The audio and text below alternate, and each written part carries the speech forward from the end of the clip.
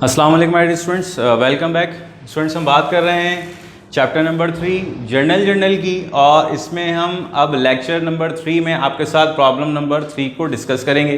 तो स्टूडेंट, जैसा कि अभी तक आपने देखा कि आपके पास किस फॉर्मेट के ऊपर जर्नल की ट्रांजेक्शन्स दी गई थी, क्वेश्चन दिया गया था और फिर उसके बाद हमने जर्नल का उसको हिस्सा बनाया था। तो ये तमाम का तमाम काम हमने करना सीखा था। तो स्टूडेंट्स, हमने पिछले प्रॉब्लम में, जो प्रीवियस प्रॉब्लम थी, उसमें हमने ट्रांजैक्शन से इस जर्नल को बनाना सीखा था, जबकि इस क्वेश्चन में इसका बिल्कुल रिवर्सल मेथड होगा, जिसमें आपको आंसर्स की फॉर्म में, यानी कि जो क्वेश्चन की फॉर्म में आपको वो काम दे दिया गया है जो कि आपको जर्नल बनाना होता है, और आंसर के तौर से आपसे जो रिक्वायरमेंट में पूछा गया है वो आपसे इसके ट्रांजैक्शंस का पूछा गया है कि ये ट्रांजैक्शंस क्या हैं। तो रिक्वायरमेंट में देखिए लिखा हुआ है कि write down the transaction of each entry recorded in journal. ये जितनी भी एंट्रीज आपने रिकॉर्ड की हैं, जर्नल का हिस्सा बनाया है, इन तमाम की आपको ट्रांजैक्शन लिखनी है। तो स्टूडेंट्स, अगर आपके कॉन्सेप्ट क्लियर हो चुके हैं तो आप इस क्वेश्चन को आसानी अटेम्प्ट कर सकते हैं, चूंकि हमारे पास यहाँ एंट्रीज गिवन है और इन एंट्रीज की बुनियाद पे हम ये अंदाज़ा लगा सकते हैं कि क्या काम किया गया होगा। तो आइए सबसे पहले बात कर लेते हैं जनवरी 1 की। तो जहाँ जो आपके पास इसमें एंट्री मौजूद है वो कैश, डेबिट और कैपिटल क्रेडिट है। तो इट मीन्स स्टूडेंट्स के कैश की सूरत में हमारा एसेट बिजनेस का हिस्सा बना है, और इसकी जो सोर्स है वो हमें पता दे रही है कि ये ऑनर की तरफ से इन्वेस्टमेंट है बिजनेस में। तो आइए स्टूडेंट इसको लिख देते हैं इन वर्ड्स के जैन की 1 को जो काम हुआ है वो हुआ है कि इन्वेस्टमेंट आई है, तो इन्वेस्टेड कैश ₹60,000 इन बिजनेस। तो स्टूडेंट, हम पहली एंट्री की ट्रांजैक्शन को रिकॉर्ड कर चुके हैं, लिख चुके हैं। अब आइए सेकंड की तरफ। तो बात करते हैं जनवरी 5 को प्रीपेड रेंट डेबिट किया जा रहा है, कैश क्रेडिट किया जा रहा है। तो स्टूडेंट्स, हमने आपके साथ जब इंट्रोडक्शन के लेक्चर में हेड्स ऑफ अकाउंट्स को डिस्कस किया था तो वहां हमने करंट एसेट के हेड के अंडर प्रीपेड अकाउंट्स को भी डिस्कस किया था, और हमने आपको बताया था कि प्रीपेड अकाउंट्स बेसिकली आपके वो अकाउंट्स होते हैं, वो एक्सपेंसेस के अकाउंट्स होते हैं जिन्हें आपने एक्सपेंस करने से पहले ही इनकर्ड कर दिया है या एडवांस पेमेंट कर दी गई है अपने होने वाले खर्चों की। तो उन्हें हम प्रीपेड के नाम से जानते हैं। तो यहाँ प्रीपेड रेंट से मुराद भी यही है कि आपने इस पेमेंट को उसके खर्च होने से पहले, उसकी सर्विसेज यूज करने से पहले ही आपने उसकी पेमेंट कर दी है। तो प्रीपेड का मतलब एडवांस पेमेंट होती है। आई रिपीट कि प्रीपेड का मतलब एडवांस पेमेंट होती है आपके किसी भी एक्सपेंस की। तो आइए इसको रिकॉर्ड का हिस्सा बनाते हैं। तो जनवरी की जो 5 है, इसको जो हमने काम किया है, पे किया है रेंट इन एडवांस। याद रखिएगा, प्रीपेड का मतलब है कि पेमेंट इन एडवांस। तो हमने यहां लिख दिया कि पेड रेंट इन एडवांस ₹80,000। तो हमने अपनी सेकंड ट्रांजैक्शन को भी एंट्री की मदद से रिकॉर्ड का हिस्सा बना दिया। अब बढ़ते हैं अपनी नेक्स्ट ट्रांजैक्शन की तरफ, जो कि जैन की 5 को ही मौजूद है, और इस केस में आपके सामने मौजूद है कि बताया गया कि बैंक डेबिट का हिस्सा बन रहा है, जबकि आपका जो कैश के तौर पे एसेट मौजूद है वो क्रेडिट का हिस्सा। तो चूंकि हमें पता है स्टूडेंट्स कि बैंक यानी कि एसेट बैंक के तौर पे इंक्रीज कर रहा होगा, तो इसे डेबिट का हिस्सा बनाया गया, जबकि कैश आपका कम हो रहा होगा तो इसे क्रेडिट का हिस्सा बनाया गया। अब यहां आपकी दोनों ही बातें ठीक होंगी कि अगर आप इसको डिपॉजिटेड चेक इनटू बैंक लिख दें तब भी कोई मुज़ायका नहीं है, और अगर आप डिपॉजिटेड कैश इनटू बैंक लिख दें तब भी कोई मुज़ायका नहीं है। तो चूंकि स्टूडेंट्स, हमारे पास यहाँ जो ट्रांजैक्शंस गिवन है, जो हमारे पास एंट्रीज गिवन है, इसमें यहाँ कहीं ऐसी बात रिफ्लेक्ट नहीं हो रही कि कहीं कोई इन्वॉल्वमेंट आई हो क्रेडिट सेल की या रिसीवेबल कोई जनरेट हुआ हो। तो हम यही अस्यूम करेंगे कि हमने जो कैश ऑन हैंड था उसको बैंक में डिपॉजिट कराया है। तो यहां हमारे पास जो ट्रांजैक्शन लिखी जाएगी वो लिखी जाएगी डिपॉजिटेड कैश इनटू बैंक ₹10,000। उम्मीद करते हैं स्टूडेंट ये बात भी आपकी समझ आई होगी। और फिर हम आगे बढ़ जाते हैं अपनी नेक्स्ट ट्रांजैक्शन को रिकॉर्ड करने की तरफ, जो कि जनवरी 6 को इनकर्ड हुई थी। तो स्टूडेंट्स यहां बात कर लेते हैं हम कि यहां कहा जा रहा है कि परचेज की गई,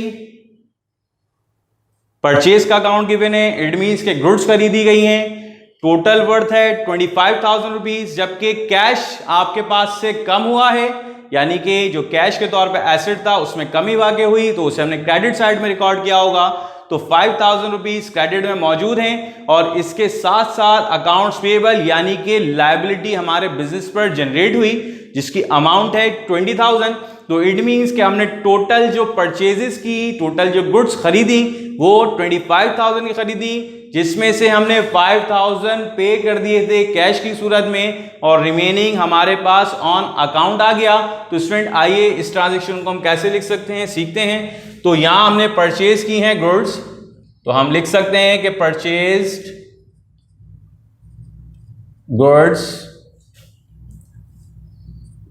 ऑन कैश रुपीस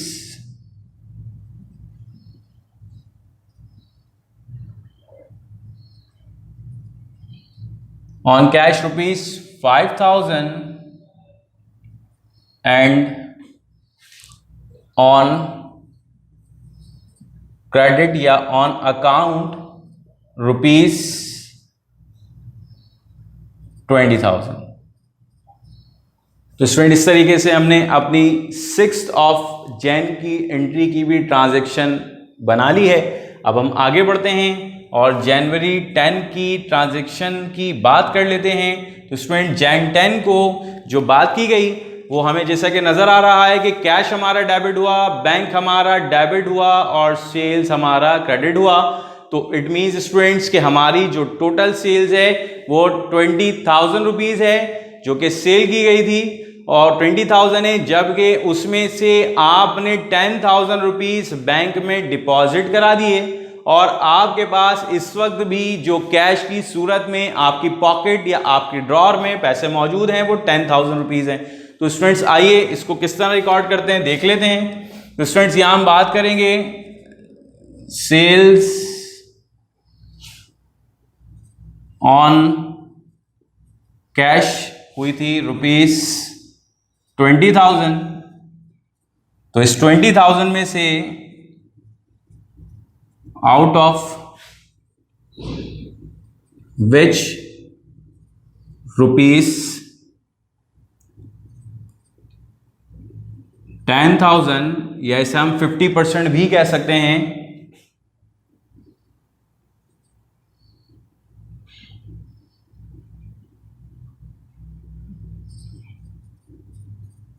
deposited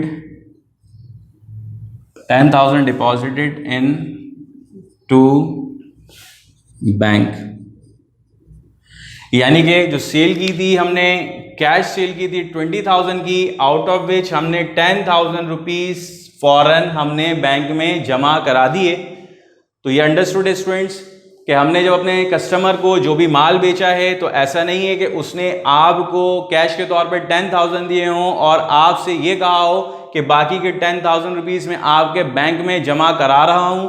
तो स्टूडेंट ये सर्विस आपने खुद ही की होगी और आपने अपने कस्टमर से पूरे 20,000 रुपीज रिसीव किए होंगे जिसे हम कैश सेल के नाम से जानते हैं, और उस 20,000 रुपीज में से आपने आधी अमाउंट को अपने बैंक में जमा करा दिया होगा। तो इसलिए यहां बैंक में भी इजाफा होता हुआ नजर आया और कैश में भी 10,000 का इजाफा होता हुआ नजर आया, जबकि सेल्स की जो टोटल अमाउंट है आपके पास वो 20,000 है। तो उम्मीद करते हैं स्टूडेंट ये बात भी आपकी समझ आई होगी और अपनी क्वेश्चन की लास्ट ट्रांजैक्शन की तरफ बढ़ते हैं जो कि जनवरी 12 को इनकर्ड हुई।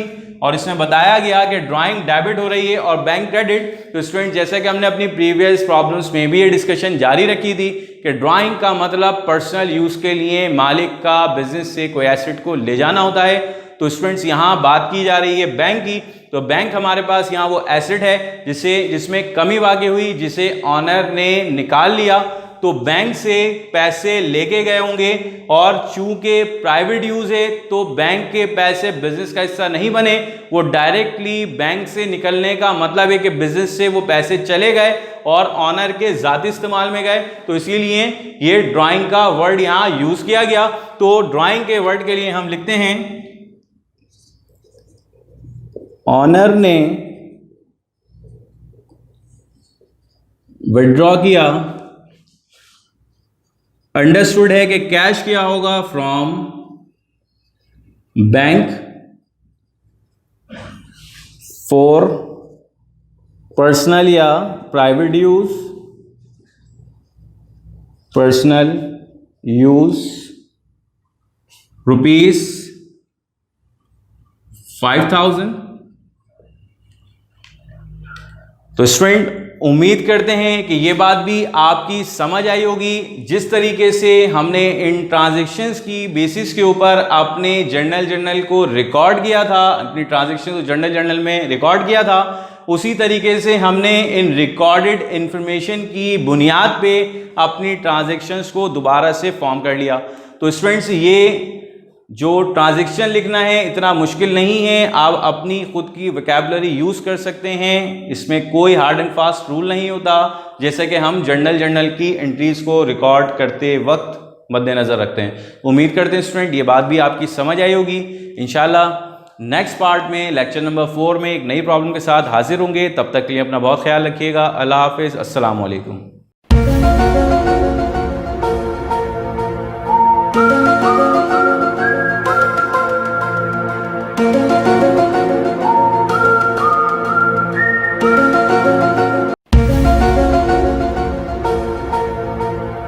Thank you.